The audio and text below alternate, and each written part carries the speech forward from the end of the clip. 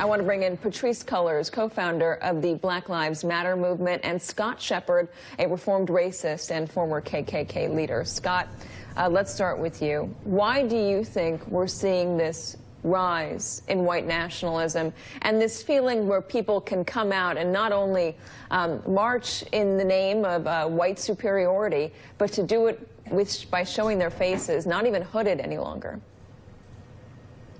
Well, I think this has been going on for a long time. You know, this isn't the first time that this has happened.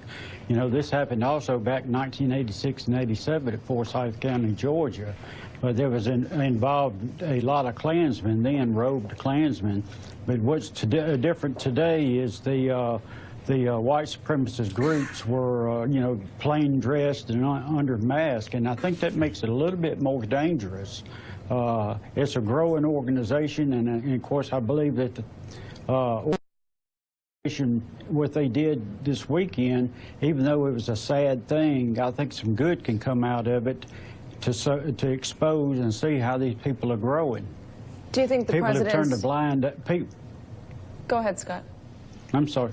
I said people have turned a blind eye to it, and I have not wanted to admit it. We've got to admit it, accept it, and face it, and that's what's been going on in this country. Too many people denying it, and it has come in the back door and grown and has just, you know, done what it's wanted to do without people's knowledge. Scott, were the president's words today enough?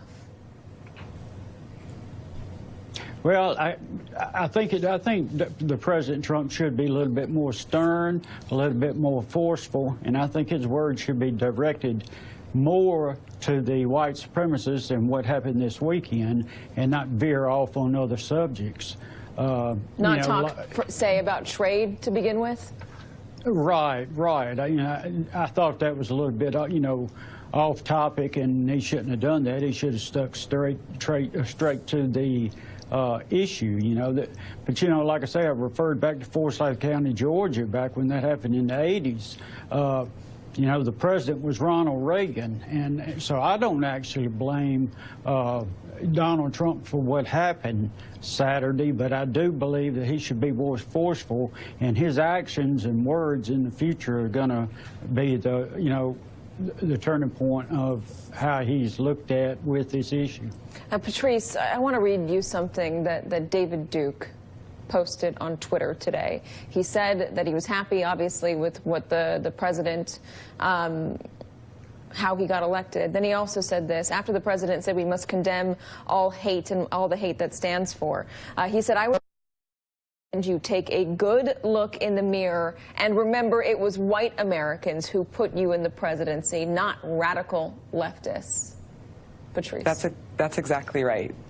David Duke and the white supremacists who showed up to Charlottesville, that is Trump's base, and that base is not isolated.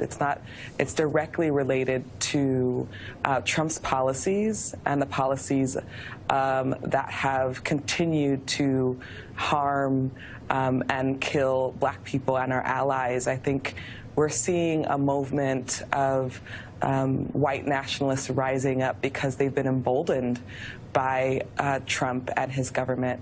And I really want to invite people to be on the right side of history right now. Patrisse, the president condemned violence on what he called all sides on Saturday. He was essentially grouping white supremacists and counter-protesters together.